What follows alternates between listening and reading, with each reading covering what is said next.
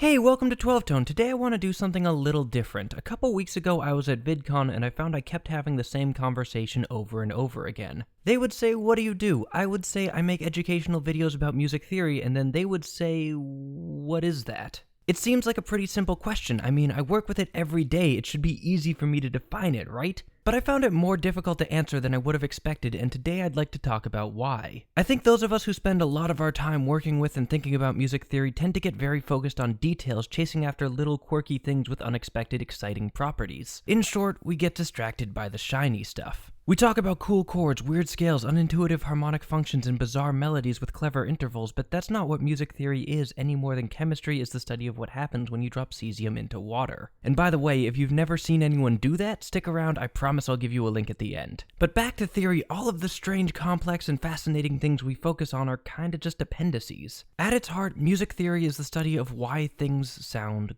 good.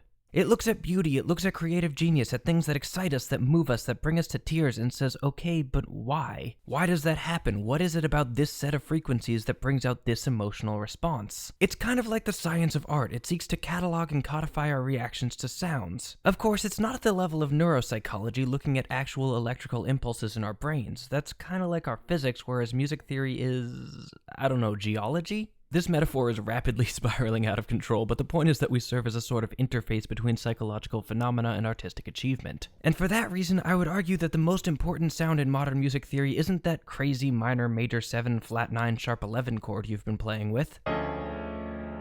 Yikes. No, I'd argue that it's this. A simple resolution. It's elegant, it's powerful, it's pretty straightforward, but all of these complex, varied tools, even functional harmony itself, they all follow from one revolutionary idea. The tritone resolves. And that, to me, is more exciting than anything else in music theory. That we can trace so many amazing sounds back to just 3 words blows my mind. So what does this mean for us as theorists? Should we stop talking about the crazy, shiny things? No! Not at all. I love the shiny things. Why else would I spend so much time making videos about them? They're amazing, they're beautiful, they unlock so many artistic doors, they're such powerful tools, but I think sometimes we lose track of what those tools are for. I know I do.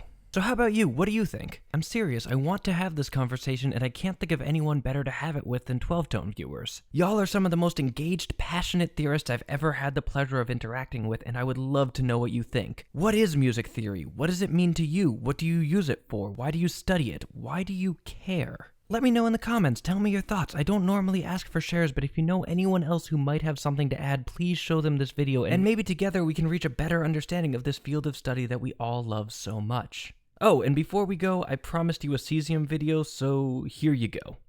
Enjoy. Anyway, that's my thoughts on what music theory is all about. There's no exercises this week, but you can join our mailing list for scans of all our episodes. Feel free to suggest future topics in the comments, and keep on rockin'.